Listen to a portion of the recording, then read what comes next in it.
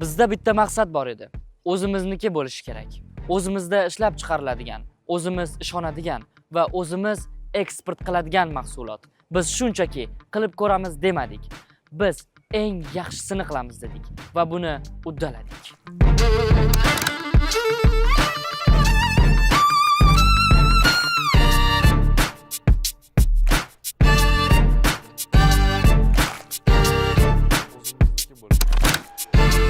O'zbekiston mahsuloti faqat o'zimizga yetadi degan zamonlar o'tdi. Endi biz tashqaridagilar bilan tengma-teng gaplasha olamiz.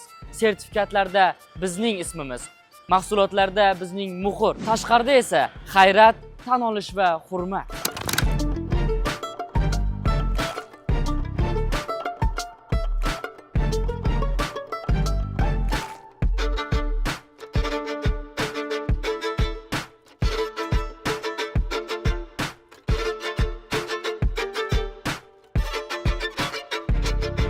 Endi bizdan so'rashmaydi. Bu mahsulotlar qayerdan kelgan? Ular bilishadi.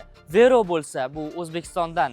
Demak, ishonch bilan ishlatish mumkin. Chegaralardan o'tgan har bir yuk mashinasi bizning yurayotgan orzularimiz demak. Har bir davlatga yetgan har bir Vero gipsokartonlari O'zbekiston bu sifat belgisi demakdir. Xodimlar halol va mehnatkash, muhandis ilmli va zukko. Zavod esa zamonaviy, lekin eng muhimi bu yurak. Biz har bir gipsokartonga yurak qo'shamiz. Shuning uchun ular og'ir tuyulmaydi. Bularning har birining orqasida esa yaxshi niyat bor. Qurilishdagi har bir tafsilot muhim. Devorning qanchalik to'g'ri qurilishi, orzuning qanchalik mustahkam turishiga bog'liq. Shu sabab bizning mahsulotda xatoga joy yo'q. Gipsokarton bu oddiy so'z tuyuladi, lekin biz uchun bu har bir uyning ichi, har bir bolaning quvonchi, har bir oilaning panohi. Vero bu shunchaki gipsokarton emas. Bu o'zbekning halolligi, mehnati va qat'iyati.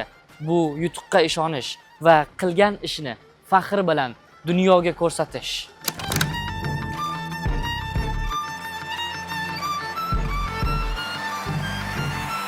Dunyo bilan raqobat qilish uchun eng zo'r texnika va texnologiyalar kerak emas. Avvalo, o'zingga ishonish kerak.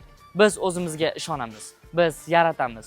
Biz eksport qilamiz. Biz Vero jamoasi o'zimiz bilan faxrlanamiz.